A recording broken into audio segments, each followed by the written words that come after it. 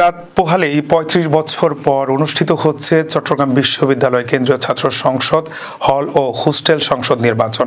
সকাল ৯টা থেকে বিকাল ৪টা পর্যন্ত চলবে ভোট গ্রহণ। নির্বাচনে ১৩টি প্যানেলে মোট ৯০৮ জন প্রার্থী প্রতিদ্বন্দ্বিতা করছেন। ভোটার সংখ্যা ২৭,৫১৮ জন। নির্বাচন কমিশন জানিয়েছে, কেন্দ্রীয় সংসদের ২৬টি পদের জন্য প্রতিদ্বন্দ্বিতা করছেন ৪১৫ জন এবং ১৪টি হল ও একটি হোস্টেলে প্রতিদ্বন্দ্বিতা করছেন ৪৯৩ জন প্রার্থী। নির্বাচনের সব প্রস্তুতি সম্পন্ন হয়েছে। ক্যাম্পাসে জুড়ে বিরাজ করছে উৎসবমুখর পরিবেশ। সুষ্ঠু নির্বাচন নিশ্চিত করতে ৫টি অনুষদ ভবনে মোট ১৫টি কেন্দ্র স্থাপন করা হয়েছে। এসব কেন্দ্রে ৭টি ভোট কক্ষ ও ৬৮৯টি বুথ থাকবে।